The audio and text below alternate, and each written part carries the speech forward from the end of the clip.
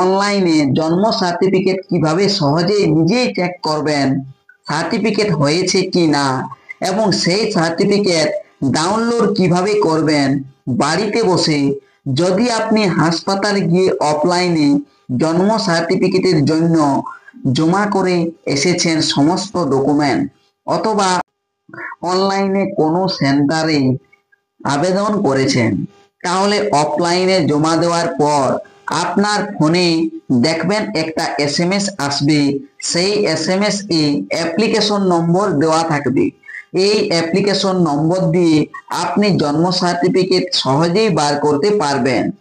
আর এই সার্টিফিকেট হয়েছে তা কোন লেখা দেখে আপনি নিশ্চিন্ত হবেন তা জানার জন্য আজকের এই ভিডিওটি ধৈর্য সহকারে স্কিপ না করে শেষ পর্যন্ত দেখুন।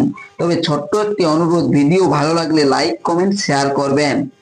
দেখুন, প্রথমে গুগলে গিয়ে সার্চ করবেন জন্ম মৃত্যু তথ্য .gov.in। এখানে সার্চ করতেই চলে আসবে জন্ম মৃত্যু তথ্য .wb.gov.in অফিসিয়াল ওয়েবসাইটটির লিঙ্ক। এই লিঙ্কটিতে প্রথমে আপনি ক্লিক করবেন।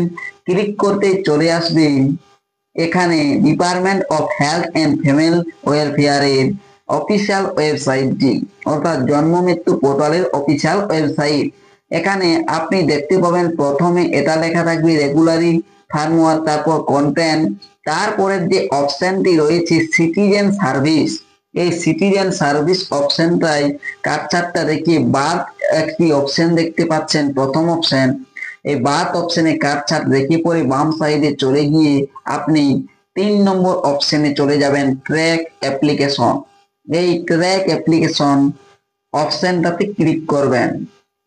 এই অপশনে ক্লিক করতে আপনাকে এখানে অ্যাকনোলেজমেন্ট নাম্বারটা দিতে হবে, যেটা মোবাইলে এসএমএস হিসাবে এসেছে, বা অনলাইনে যখন আপনি ফর্ম ফিল আপ করেছেন তখনও একটি এসএমএস এসেছে। সেই এসএমএস এ যে অ্যাকনোলেজমেন্ট নাম্বারটি রয়েছে, সেই অ্যাকনোলেজমেন্ট নাম্বারটি আপনাকে এখানে দিতে হবে। অ্যাকনোলেজমেন্ট নাম্বারটি যেভাবে লেখা থাকবে সেইভাবেই একদম ক্লিয়ার ভাবে দিয়ে দিবেন। দেওয়ার পর নিচে দেখতে পাচ্ছেন ডেট অফ বার্থ রয়েছে, অর্থাৎ ডেট, তারপরে মান্থ, তারপরে ইয়ার, যেভাবে সিলেক্ট করা হয় আপনি জন্ম তারিখটা সিলেক্ট করে নেবেন। আমি এখানে নিচে দেখুন জন্ম তারিখটা সিলেক্ট করে নিচ্ছি। জন্ম তারিখ সিলেক্ট হয়ে গেলেই নিচে দেখতে পাবেন একটি অপশন, দেখুন জন্ম তারিখ সিলেক্ট হয়ে গিয়েছে। এই যে এখানে সাবমিট অপশন, সাবমিট অপশনে ক্লিক করতেই চলে আসবে current status, digital signature attach, mother নাম, প্লেস বার্থ, এই জন্ম তারিখ ইত্যাদি এখানে লেখা চলে আসবে।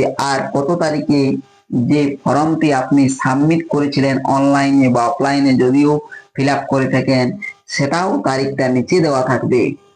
ডিজিটাল সিগনেচার অ্যাটাচ হয়েছে, তার মানে জানবেন আপনি আপনার সার্টিফিকেট হয়ে গিয়েছে। এরপর আপনি এটা কিভাবে ডাউনলোড করতে পারবেন নিজের ফোন থেকে, দেখুন এই অফিসিয়াল ওয়েবসাইটে আবার চলে আসবেন। যেখানে সিটিজেন সার্ভিস অপশনে গিয়েছিলেন ওখানে গিয়ে বার্থ অপশনটা গিয়ে আবার চলে যাবেন 4 নম্বর অপশনে ডাউনলোড সার্টিফিকেট অপশনটাতে।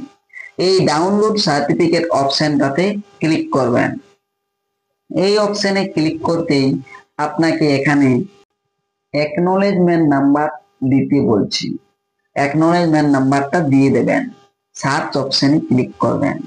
সার্চ অপশনে ক্লিক করতেই আপনার রেজিস্টার থাকা মোবাইল নাম্বারে, যেটা আপনি আবেদন করার সময় দিয়েছিলেন, সেই মোবাইল নাম্বারটাতে একটি এসএমএস চলে যাবে, অর্থাৎ ওটিপি। সেই ওটিপিটাই এখানে আপনাকে দিতে হবে। ওটিপিটা দেওয়ার পর ডান সাইডে সাবমিট অপশন রয়েছে, সেই সাবমিট অপশনটাতে ক্লিক করতে হবে। দেখুন এখানে সাবমিট অপশনটাতে আমি ওটিপি দেওয়ার পর ক্লিক করে দিয়েছি। সাবমিট অপশনে ক্লিক করতে আপনার যে বাচ্চার জন্ম সার্টিফিকেট, সেই সার্টিফিকেটটি ডাউনলোড হয়ে যাবে। এভাবেই আপনি জন্ম মৃত্যু অফিসিয়াল ওয়েবসাইট থেকে আপনার বাচ্চার জন্য জন্ম সার্টিফিকেট চেক এবং ডাউনলোড করতে পারবেন।